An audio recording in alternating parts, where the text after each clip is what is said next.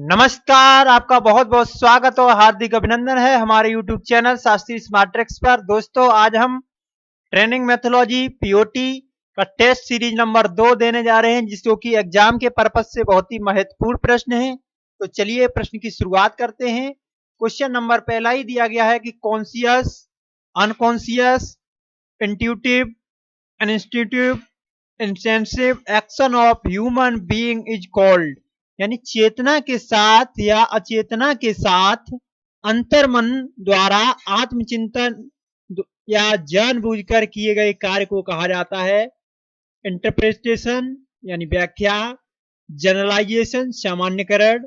Option number C है behaviour यानी व्यवहार। Option number D readiness. तो correct answer will be option number B generalisation. तो correct answer will be option number B generalisation. Next question, question number 2 दिया है attention is, यानी कि ध्यान है, the same information should remain for a long period in the mind, यानी सूचना को मस्तिष्क में अधिक समय तक बनाए रखने को रोक के रखना। बी दिया है producing the same information in same content, किसी सूचना को उसके मूल रूप में पुनः प्रस्तुत कर देना। ऑप्शन नंबर सी दिया है is the process of keeping the mind on the object only at a time, मस्तिष्क को एक समय में एक ही विषय पर केंद्रित करने की क्रिया। ऑप्शन नंबर डी दिया गया है आपका ऑल ऑफ दी। तो correct answer will be option number C, attention is the process of keeping the mind on one object only at a time. Next question दिया गया है personal, social and economical and psychological factor help to remove the bad habits, यानी स्वयं, सामाजिक, आर्थिक तथा मनोवैज्ञानिक कारक बुरी आदतों को छुड़ाने में मदद करते हैं। तो आपको बताना है कि ये जो स्टेटमेंट दिया गया है ट्रू है कि फॉल्स। तो चलिए देखते हैं, ये स्टेटमेंट फॉल्स है। नेक्स्ट क्वेश्चन नंबर 4 दिया गया अरेंज द 4 स्टेप और रिमेम्बरिंग होगा, remembering the memory in sequence, यानी याददाश्त बनाए रखने के 4 चरणों को क्रम से मिलाना है। पहला दिया है रजिस्ट्रेशन, यानी दिमाग में संग्रह कर लेना। दूसरा दिया गया रिकॉल, पुनः कहना। ऑप्शन वो तीसरा दिया गया है रिटेंशन, यानी बनाए रखना। चौथा दिया गया है आपको रिकॉग्नाइज, यानी पहचानना। तो चलिए देखते हैं क्या आंसर होगा इसका। ऑप्शन नंबर ए दिया गया है आपका कि सबसे पहले दिमाग में संग्रह करेंगे, फिर उसके बाद रिकॉल करेंगे, जबकि ये ऐसा प्रश्न नहीं होगा। आपका करेक्ट आंसर होगा सी, सबसे पहले आपको क्या करना है, रजिस्ट्रेशन दिमाग में संग्रह कर लेना है, उसके बाद आपका रिटेंशन यानी कि याद बनाए रखना है, उसके बाद रिकॉल पुनः कहना है। जब आप याद बनाए रखेंगे तभी तो पुनः कह पाएंगे। और चौथा है रिकॉग्नाइज, जब आप याद बनाए रखेंगे कहेंगे तो आपको पहचान भी हो जाएगी। तो correct answer will be option number C. Question number 5 दिया गया है which one is the not factor of responsible for forgetting, इनमें से कौन सा एक भूलने का कारक नहीं है। फैटिग यानी थकावट, लैप्स ऑफ टाइम याद रखने के बाद ज्यादा समय बिताना, सी दिया गया एक्सरसाइज यानी व्यायाम, और डी दिया गया इमोशनल डिस्टर्बेंस यानी भावनात्मक असंतुलन। तो आपका correct answer will be option number C exercise. बढ़ते हैं अगले क्वेश्चन की तरफ।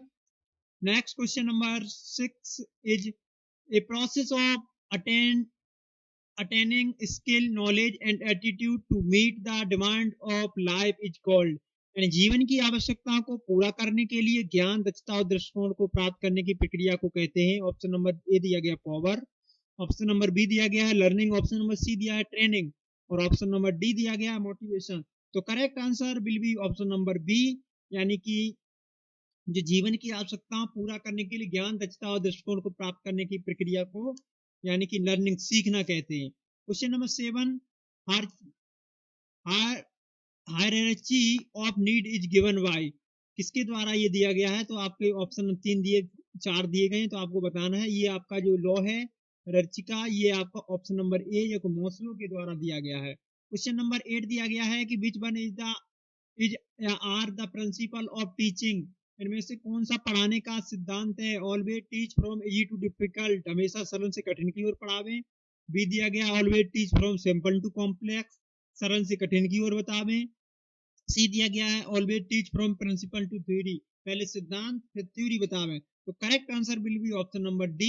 आपके सभी होंगे ये जो दिए गए स्टेटमेंट, वो सभी स्टेटमेंट आपके टीचिंग और प्रिंसिपल से संबंधित हैं। Question number 9, arrange the following needs according to hierarchy of needs, यानी समझ जरूरतों को जो हायरार्की ऑफ नीड्स के क्रम को लगाना है। तो सबसे पहला दिया है सेफ्टी नीड, फिर दूसरा दिया है एस्टीम नीड, तीसरा दिया है सेल्फ एक्चुअलाइजेशन, चौथा है आपका साइकोलॉजिकल नीड्स, पांचवा दिया गया सोशल नीड। तो आप देखते हैं कि आंसर होगा ऑप्शन नंबर सी होगा आपका। सबसे पहले आपका आएगा साइकोलॉजिकल, फिर सेफ्टी नीड्स, फिर आएगा आपका सोशल नीड, फिर इसके बाद आएगा आपका एस्टीम नीड, और इसके बाद आएगा self actuation. Next question number 10 दिया है आर्गुमेंट है dot dot dot and dot dot dot but discussion है dot dot dot and dot dot dot. तो ये आपका स्टेटमेंट दिया गया है, इस स्टेटमेंट को फिल करना है। तो आप इसमें भरेंगे ऑप्शन नंबर डी आंसर होगा। आर्गुमेंट है big mouth and small mind and big but big mind but and small mouth discussion has mouth. तो आपका correct answer will be option number D. तो धन्यवाद वीडियो देखने के लिए। आपको आगे भी आपको इसी तरह का टेस्ट सीरीज मिलती रहेगी। तो अगर वीडियो पसंद आया हो तो लाइक कीजिए और शेयर कीजिए। धन्यवाद।